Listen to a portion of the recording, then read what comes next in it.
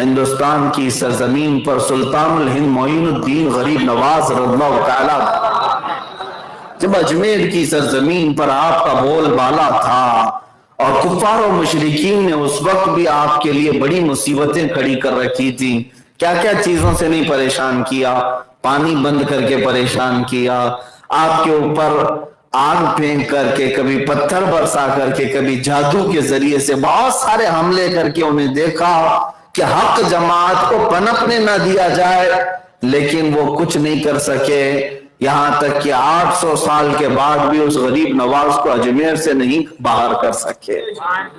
الحمدللہ سرکار غریب نواز رضی اللہ تعالیٰ عنہ کو اللہ تعالیٰ نے حق کا سفیر بنا کر کے بھیجا اور میرے مصطفیٰ کریم صلی اللہ علیہ وسلم کی محبتوں کا امین بنا کر بھیجا۔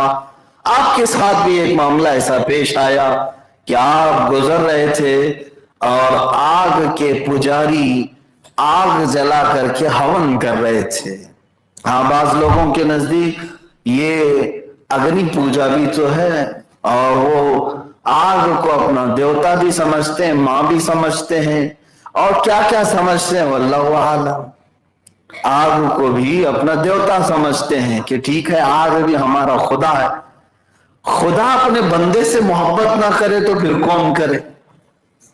ہمارا تو عقیدہ یہی ہے کہ ہمارا خدا ہمیں پالتا ہے، عقیدہ یہی ہے، وہ رب ہی ہے جو ہماری ساری ضرورتیں پوری کرتا ہے۔ اور جن لوگوں نے آگ کو خدا کہا، ہمارا سوال یہی ہے کہ یہ خدا تم سے محبت کیوں نہیں کرتا؟ تو حضرت غریب نواز کا بھی سیدھا سا سوال تھا، لاجک یہی کہتی ہے، آگ کی پوجا کرتے ہوئے بیٹھے ہیں، کافی دیر سے ہون چل رہا ہے، تو اس پنڈت کے سامنے حضرت غریب نواز نے یہ کہا کہ یہ خدا ہے تمہارا، کتنے سال برسوں سے یہ جل رہا ہے، اس کو بجھنے نہیں دیا، ہم نے بجھنے نہیں دیا، رات بھی دن بھی یہ جاری ہی رہتی آگ۔ تو آپ نے کہا ذرا اس میں ہاتھ تو ڈال کے دکھاؤ، اس میں ہاتھ ڈال کے دکھاؤ۔ اس پجاری نے کہا ایسا کیسے ہو سکتا ہے، یہ جلائے گی؟ کہا پھر وہ تم کو ہی جلاتی ہے تو خدا کیسے؟ وہ تم تو عبادت کر رہے ہو، اس کی پوجا کر رہے ہو، کم سے کم تم کو تو بخش دینا چاہیے، چھوڑ دینا چاہیے۔ اس نے کہا میاں یہ سب باتیں مت کرو، اس کی تاثیر یہی ہے کہ یہ جلائے، آگ کی فطرت ہے، وہ جلاتی ہے، ہم تو اس کی پوجا کرتے ہیں، ہم تو اس کی عبادت کرتے ہیں۔ حضرت غریب نواز رضی اللہ تعالیٰ عنہ نے فرمایا پھر یہ کیسا خدا ہے جو تم پر بھی رحم نہیں کرتا؟ میرا خدا تو مجھ پر رحم فرماتا ہے، میرا رب مجھ پر رحم فرماتا ہے، میں بھوکا ہوں تو کھلاتا ہے، میں کمزور ہوں تو طاقت دیتا ہے۔ ہمارا یقین یہی ہے، اللہ رب العزت ہے، میں بیمار ہوں تو صحت وہ دیتا ہے، میں اگر اندھا ہوں تو مجھے اجالے وہ دیتا ہے۔ ہمارا یقین یہ ہے، اور تم تو ہاتھ ڈالنے سے بھی گھبرا رہے ہو، ہاتھ ڈالنے سے بھی گھبرا رہے ہو۔ قسم رب ذوالجلال کی، اگر کسی نے ہم سے کہا اگر تو اپنے رب کی بارگاہ میں سجدہ کرنے کو حق سمجھتا ہے تو کیا تیری گردن پر میں چھری رکھ دوں؟ اگر کسی نے مجھ سے بھی یہ کہا انشاءاللہ العزیز ہم یہ کہیں ایک چھری کیا 1000 چھری رکھو سجدے میں، ہمیں منظور ہے، اس لیے کہ ہم نے اپنی جان بھی اللہ ہی کے لیے رکھی ہے اور دی ہوئی اسی کی ہے۔ تو آگ اگر خدا ہے تو اسی میں اگر ہاتھ ڈال کر کے جل جانے میں کیا فرق پڑتا؟ لیکن ڈر بھی تھا، خوف بھی تھا انہیں۔ اور اس کے بعد کہا یہ درویش آیا ہے، فقیر آیا ہے، منطقی باتیں اور فلسفی باتوں سے ہمارے پجاریوں کو بہکا رہا ہے۔ اس پنڈت نے کہا اچھا تم جو اس طرح سے فلسفی باتیں منطقی باتیں کر کے ہمارے لوگوں کو گمراہ کر رہے ہو تو کیا تمہارا یقین نہیں ہے کہ آگ جلائے گی؟ آگ نہیں جلائے گی؟ حضرت غریب نواز نے کہا اگر میرا مولا نہ چاہے تو نہیں جلائے گی، میرا رب نہیں چاہے تو نہیں جلائے گی، تیرا تو ڈائریکٹ خدا یہی ہے۔ تو اس نے کہا کہ تم ہاتھ ڈال کر کے دکھاؤ۔ اس پجاری نے کہا تم ہاتھ ڈال کر کے دکھاؤ۔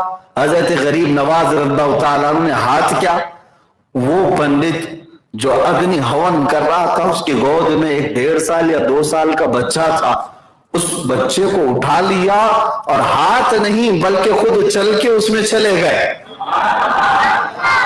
چل کے چلے گئے، اندر چلے گئے، اور بچہ بھی گیا پنڈت کا، غریب نواز بھی چلے گئے۔ اب یہاں پر شور مچ گیا، یہ آگ کافی بڑی ہوتی تھی اور ایک ہال میں جلائی جاتی تھی جس کی پوجا ہوتی تھی، تو وہ چیختے چلاتے لوگوں کو جمع کیا کہ یہ جو مسلمان آیا ہے گیا تو گیا، میرے بچے کو بھی لے گیا، اور آگ میں پتہ نہیں کیا ہوا، نظر بھی نہیں آ رہا ہے اندر۔ لوگ ادھر ادھر سے سب جمع ہوئے، کئی پنڈت آئے، کئی لوگ آئے۔ اب خدا کو یا تو بجھانا پڑے گا یا تو پھر کوئی دوسرا اس میں داخل ہو کے نکالنا پڑے گا، دوسرا تو آئے گا نہیں۔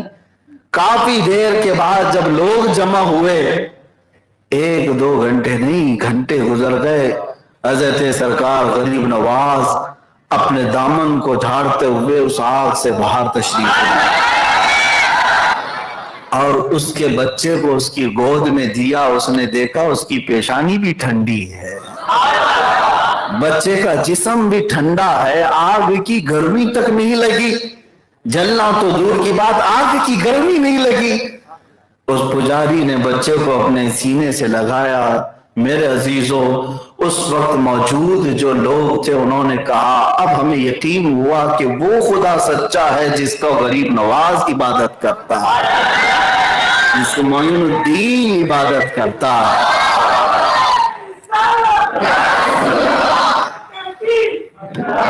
عزیزان گرامی وقار، یہ حضرت غریب نواز رضی اللہ تعالیٰ عنہ کے سلامتی کے ساتھ باہر آنے کے بعد اب ایک سوال میں یہ کرتا ہوں، یہاں لگے ہاتھوں ایک بات عرض کر دیتا ہوں۔ حق و باطل کے درمیان معرکہ ہوا، مقابلہ ہوا، اور جب امتحان کی بات آئی تو اللہ نے فتح ہمیشہ اہل حق کو عطا فرمائی، اہل حق کو عطا فرمائی۔ اب حضرت سرکار غریب نواز رضی اللہ تعالیٰ عنہ باہر تو آئے، ایک سوال تو بنتا ہے، ایک سوال تو یہ بنتا ہے کہ آپ اللہ کے ولی تھے، کوئی یہ کہتا ہے، اگر کوئی یہ کہے آپ اللہ کے ولی تھے، فنا پھر رسول تھے، عطائے رسول تھے، آپ گئے آگ میں اور اللہ نے آگ کی تاثیر کو ختم کیا اور نہیں جلایا، واپس آ گئے، لیکن بچہ جو گود میں تھا وہ تو پنڈت کا تھا، وہ بھی صحیح سلامت آیا۔ میرے عزیزو، اب یہاں پر ہم ان منکرین وسیلہ کو جواب دیتے ہیں جو کہتے ہیں وسیلہ نہیں لینا چاہیے۔ ظالموں، یہاں بتانا یہی مقصود ہے کہ بچہ چاہے کسی کا ہو، یہ دیکھو کہ دامن کس کا لگا ہوا ہے۔ غریب نواز کی گود سے اگر کسی اور کا بچہ بھی لگ جائے تب بھی اللہ تعالیٰ اسے آگ سے محفوظ کرتا ہے۔ یہی تو ہمارا عقیدہ اہل سنت و جماعت کا، اور اسی بنیاد پر ہم بزرگوں سے قریب ہوتے ہیں اور ان کے درباروں سے وابستہ اسی لیے ہوتے ہیں۔ ہم نکمے صحیح لیکن ہمارے سرکار، ان کے ہمارے آقا یہ بڑے بلند مقامات والے ہیں۔ اعلیٰ حضرت نے بھی تو یہی فرمایا، کیسے آقاؤں کا بندہ ہوں رضا، کیسے آقاؤں کا بندہ ہوں رضا، بول بالے میری سرکاروں کے ہیں۔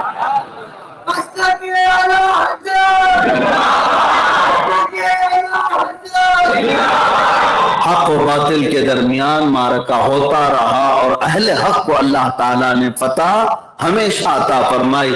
میرے عزیزو، سرکار غریب نواز رضی اللہ تعالیٰ عنہ کے اس واقعے کے بعد اور کئی مثالیں ایسی موجود ہیں، لیکن ایک بات یاد رکھنا، ہمیشہ اہل حق کو اللہ نے جو سربلند کیا، ان کے اندر جو وصف تھا، جو خاصیت تھی، وہ اللہ کی ذات پر توکل، اللہ کی ذات پر یقین اور مصطفیٰ کریم صلی اللہ علیہ وسلم سے بے پناہ محبت۔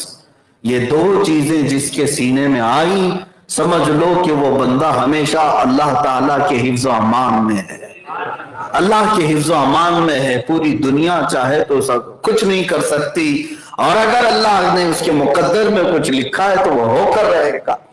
ایک توکل اور ایک یقین اور بھی بتا دوں، یہ مسلمانوں کی فوج ہے، سب سے پہلی مرتبہ یورپ کی سرزمین پر اترنے جا رہی ہے۔ अरब में इस्लाम था, यूरोप में आना था, एशिया से यूरोप एक दूसरे बर्रे आजम में जा रहा है, एक दूसरे इंटरकॉन्टिनेंटल में जा रहा है।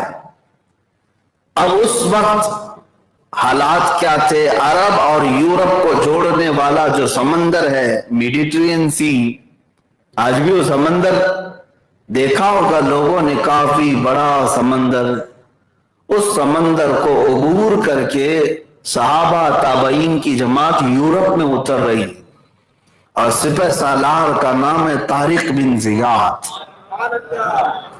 तारिक बिन जियाद, और जवानी का आलम है, और ये मुजाहिदीन की एक फौज लेकर स्पेन की सरजमीन पर उतरा। जब वहां पर, स्पेन को पहले अंदलुस कहा जाता था, आज स्पेन है। तारिक बिन जियाद अपने फौज को लेकर के जब उतरा, तो उसके बाद सारे लोगों को जमा करके एक बार सवाल किया, कोई अगर जाना चाहे तो अभी रास्ते तैयार, खुले, जा सकता है। किसी ने भी जाने की बात नहीं की। तो जिन कश्तियों में बैठ करके आए थे उन कश्तियों को किनारे लाया गया, और उन तमाम लकड़ी की कश्तियों को आग लगा दी गई, क्योंकि अब सवारी है, सवारी को क्यों जलाया? मुजाहिदीन ने पूछा कि ये कश्तियां सवारी हैं जिनमें बैठ करके अरब से लेकर यूरोप का सफर किया, जलाए क्यों? यही अहले हक की अलामत है। तारिक बिन जियाद ने कहा, इसलिए कि हम बातिल से लड़ने जा रहे हैं, और किसी के सीने में ये शक भी ना हो कि हम जान बचाकर वापस जा सकें। हम में से किसी को यह हल्की सी उम्मीद भी नहीं होनी चाहिए कि अगर सख्तियां हो गई हमारे ऊपर तो हम जान बचा करके वापस इन कश्तियों में बैठ करके अरब चले जाएंगे। मैंने कश्तियां इस बात पर जलाई हैं कि जिस जमीन पर हम उतरे हैं, अल्लाह उसके रसूल का नाम लेकर, या तो फिर हमारी कब्र बनेगी या तो परचम इस्लाम लहराए। और दुनिया ने देखा, तारिक बिन जियाद का ये तवक्कुल था, ये यकीन था, परचम इस्लाम ऐसा लहराया कि पूरे यूरोप के चप्पे चप्पे में इस्लाम फैला। अहले हक किसी बात से खौफ नहीं खाया करते, डरते नहीं। वो जिन इलाकों पर गए, जिन जमीनों को उन्होंने अबूर किया, उनके साथ जो ताकत जाती थी वो